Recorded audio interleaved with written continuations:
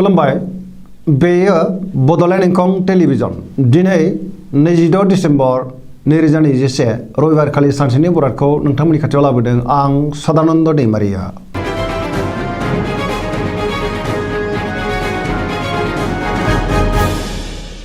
सिगां फरायनो लादों मेष राशि गिबि हांखो अ ल। दिनैनि साना जोबोर मोजां। गोसोनि साननाय आरो लुबैनायफ्रा मोगथाङाव जाफुंनो हागौ। गुबुननि अनसायनाय मोनगोन। जायखि खामानि मावा मानो मोनफ्रोमबो खामानिखौनो दिनै मोजाङैनो मावफुंलांनो हागोन आरो जेरावबो जाफुंसारगोन। गोसोखौ जोबोर गोजोननाय मोनगोन। जेनिबो आंखाल जानाय नङा। देहाया दिनै मोजाङै थागोन। बहानिफ्रायबा मोजां खौरां फैनो हागौ। रांखावरियाव जोबोर मोजां। गोबां धोन आरजिनो हागोन। आयाबो बांगोन। बेफार फालांगियाव मोजां मुलाम्फा मोनगोन। न'खराव दिनै बिसि फिसायनि गेजेराव अनलायनाय फैगोन। बहाबा थांनांगौब्ला जोबोर मोजां आरो मोजाङैनो हान्थिनोबो हागोन। गुबुननि गोसोखौ गोरलैयैनो बोनो हागोन। समाजाव गोबां मान मोनगोन। मावनो लानाय खामानिखौ थि समावनो मावफुंनो हागोन। जायखि खामानियाव आखाइ होआ मानो मोनफ्रोमबो खामानियावनो जाफुंसार जानो हागोन। लाइमोनफोरनि गोसोआ दिनै जोबोर रमान्टिक जागोन। बहानिफ्रायबा मोजां खौरां फैनो हागौ। गावबा गावनि गोसोनि साननायखौ फोरमायलायनोबो हागौ। फरायसाफ्रा फरायनायाव गोसो दुंखांगोन आरो मोजां फिथाइ मोननोबो हागोन। गोसोआव गोग्गो आरो गोथों साननाय फैगोन। पजिटिभ एनार्जिनि गोहोम गोग्लैगोन। सरासनस्रायै दिनै साना जोबोर मोजां आरो मोजाङैनो बारग'लांगोन।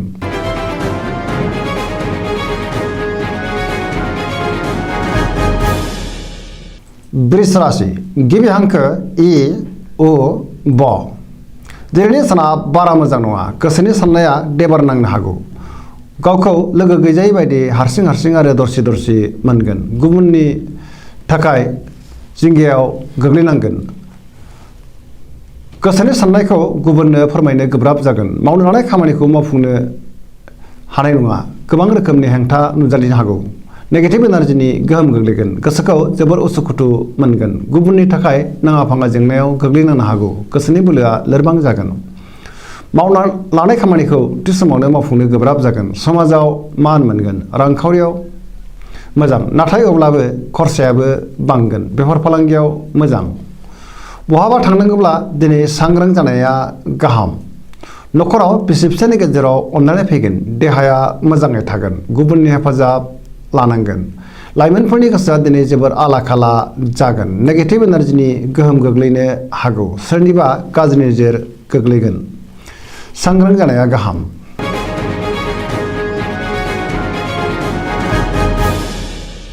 मिथुन राशि गिबि हांखो क स। दिनैनि साना जोबोर मोजां। गोबां खामानियाव मुखुब थागोन। गोसोखौ दिनै जोबोर गोजोननाय मोनगोन। गोथों आरो गोग्गो साननो रोंगोन। देहाया दिनै मोजाङैनो थागोन। रांखावरियाव जोबोर मोजां होनजायो। आरजिनाय धोनखौ दोनथुमनो हागोन। आयाबो बांगोन। बेफार फालांगियाव जोबोर मोजां मुलाम्फा मोनगोन। गोसोनि बोलोआ बांगोन। पजिटिभ एनार्जिनि गोहोम गोग्लैगोन। गुबुननि गोसोखौ गोरलैयैनो बोनो हागोन। सोरबा गेदेर मुंदांखा सुबुंजों बहाबा लोगो मोनज्लायनो हागौ। न'खराव दिनै बिसि फिसायनि गेजेराव अनलायनाय फैगोन। बिदा फंबायजों मोजां सोमोन्दो थागोन। गोसोनि बोलोआ बांगोन। बिमा बिफानि बोर मोनगोन। मावनो लानाय खामानिखौ थि समावनो आरो गोरलैयैनो मावफुंनो हागोन। लाइमोनफोरनि गोसोआ दिनै जोबोर रमान्टिक जागोन आरो गावबा गावनि गोसोनि साननायखौ फोरमायलायनोबो हागोन। पजिटिभ एनार्जिनि गोहोम गोग्लैगोन। फरायसाफ्रा फरायनायाव गोसो दुंखांगोन आरो मोजां फिथाइ मोननोबो हागोन। गोसोनि साननाय आरो लुबैनायफ्रा दिनै मोगथाङाव जाफुंगोन।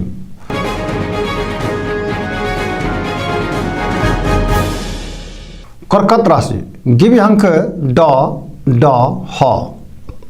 दिनैनि साना जोबोर मोजां। गोसोनि साननाया जाफुंगोन। गोसोखौ जोबोर गोजोननाय मोनगोन। मावनो लानाय खामानिखौ थि समावनो आरो गोरलैयैनो मावफुंनो हागोन। पजिटिभ एनार्जिनि गोहोम गोग्लैगोन। रांखावरियाव जोबोर मोजां होनजायो। आरजिनाय धोनखौ दोनथुमनो हागोन। नाथाय अब्लाबो खरसायाबो बांगोन। बेफार फालांगियाव मोजां मुलाम्फा मोनगोन। देहाया मोजाङै थागोन।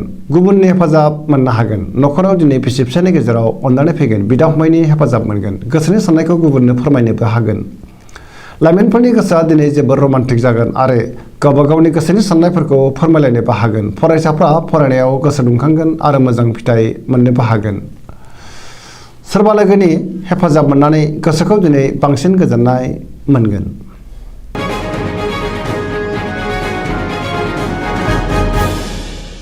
सिंह राशि गिबि हांखो म ट दिनैनि साना जोबोर मोजां गोसोनि बोलोआ बांगोन गोसोआव पजिटिभ साननाय फैगोन गोसोखौ दिनै जोबोर गोजोननाय मोनगोन सोरबा लोगोनि हेफाजाब मोननानै बांसिन गोजोनगोन मावनो लानाय खामानिखौ थि समावनो मावफुंनो हागोन रांखावरियाव दिनै जोबोर मोजां होनजायो आयआ बांगोन आरजिनाय धोनखौ दोनथुमनोबो हागोन गोबां धोन आरजिनोबो हागोन बेफार फालांगियाव मोजां मुलाम्फा मोनगोन सोरबा लोगोनिफ्राय हेफाजाब मोनगोन न'खराव बिसि फिसायनि गेजेराव अनलायनाय फैगोन बिदा फंबायजों मोजां सोमोन्दो थागोन गोसोआ दिनै जोबोर रमान्टिक जागोन लाइमोनफोरा गावबा गावनि गोसोनि साननायखौ फोरमायलायनोबो हागोन पजिटिभ एनार्जिनि गोहोम गोग्लैगोन फरायसाफ्रा फरायनायाव गोसो दुंखांगोन आरो मोजां फिथाइ मोनगोन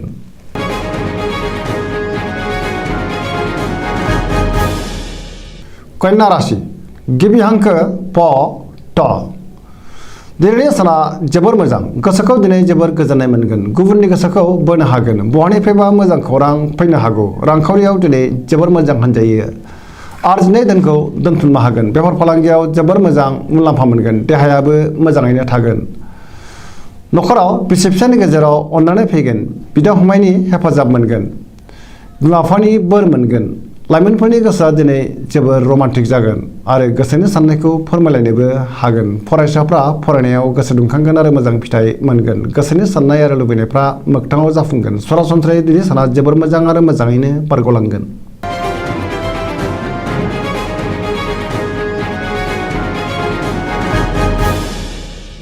तुला राशि गिबि हांखो र ट दिनैनि साना मोजां आरो गाज्रिनि गेजेरजों बाबेनलांगोन गोबां रोखोमनि जेंना जेंगोना नुजाथिनो हागौ गोसोखौ जोबोर गुलाय गुजाय मोनगोन बहाबा दावबायहैनो खाबु मोनगोन गोसोआ दिनै नेगेटिभ साननाय फैगोन गोसोनि बोलोआ लोरबां जागोन गोबां जेंनाजों मोगा मोगि जानांनो हागौ अब्लाबो नाथाय गोसोनि साननाया जाफुंलांनो हागौ मावनो लानाय खामानिखौ मावफुंनो हागोन देहाया मोजाङैनो थागोन रांखावरियाव बारा मोजां नङा मोननो गोनां धोनखौ मोननो गोब्राब जागोन नाङा फाङा खरसायाबो बांगोन बेफार फालांगियाव बारा मोजां नङा न'खराव बिसि फिसायनि गेजेराव अननानै फैगोन बिदा फंबायजों मोजां सोमोन्दो थागोन समाजाव मान मोनगोन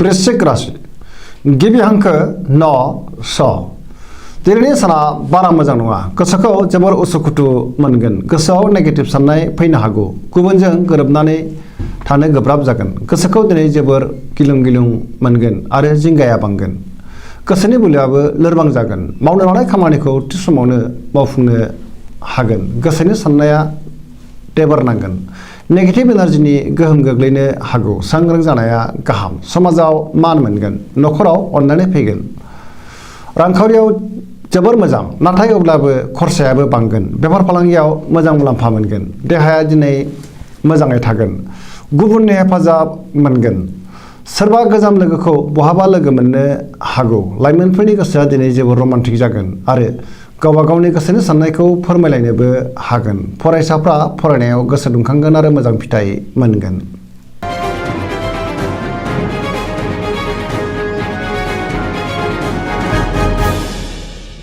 धनु राशि गिबि हांखो ध फ भ दिनैनि साना बारा मोजां नङा गुबुननि थाखाय गोबां खस्थ' मोननांनो हागौ सांग्रां जानाया गाहाम गोसोखौ दिनै जोबोर उसाव बादाव मोनगोन नेगेटिभ एनार्जिनि गोहोम गोग्लैनो हागौ गोसोनि बोलोआ लोरबां जागोन मावनो लानाय खामानिखौ मावफुंनो हागोन गोसोनि साननाया नाथाय अब्लाबो देबोर नांगोन बहाबा दावबायहैनो एबा हान्थिनो खाबु मोननो हागौ रांखावरियाव मोजां बेफार फालांगियावबो मोजां होनजायो समाजाव मान मोननो हागोन देहाया मोजाङैनो थागोन न'खराव बिसि फिसायनि गेजेराव अननानै फैगोन बिमा बिफानि बोर मोनगोन बिदा फंबायजों मोजां सोमोन्दो थागोन धोरोमारि बिथिङाव गोसो दुंखांगोन लाइमोनफोरनि गोसोआ दिनै जोबोर रमान्टिक जागोन फरायसाफ्रा फरायनायाव गोसो दुंखांगोन आरो मोजां फिथाइ मोननोबो हागोन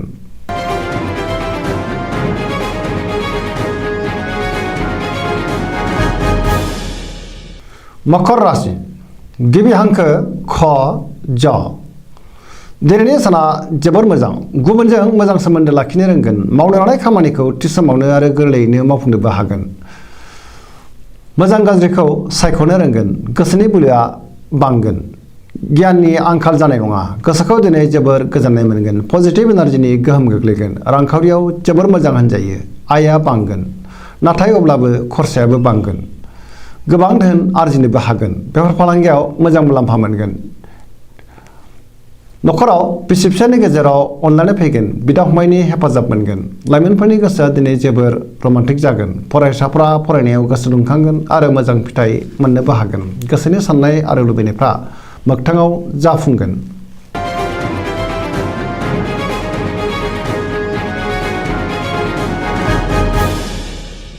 कुम्भ राशि गिबि हांखो ग स स दिनैनि साना जोबोर मोजां गोसोखौ जोबोर गोजोननाय मोनगोन माबा मोनसे बेसेन गोसा मुवा मोननो हागौ मावनो लानाय खामानिखौ थि समावनो मावफुंनो हागोन बहानिफ्रायबा मोजां खौरां फैनो हागौ समाजाव मान मोनगोन रांखावरियाव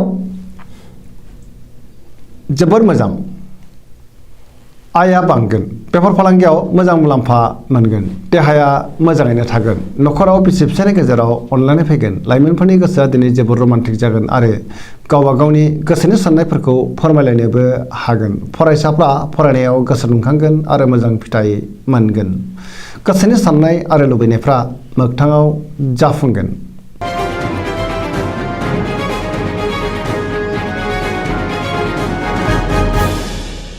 मीन राशि गिबि हांखो ड स दिनैनि साना जोबोर मोजां सोरबा लोगोनिफ्राय थोजासे हेफाजाब मोनगोन हरखाबै बहाबा दावबायहैनो खाबु मोनगोन गुबुननि अनसायनाय मोनगोन गोसोआव गोग्गो आरो गोथों साननाय फैगोन गोसोनि बोलोआ बांगोन खुसिनि आंखाल जानाय नङा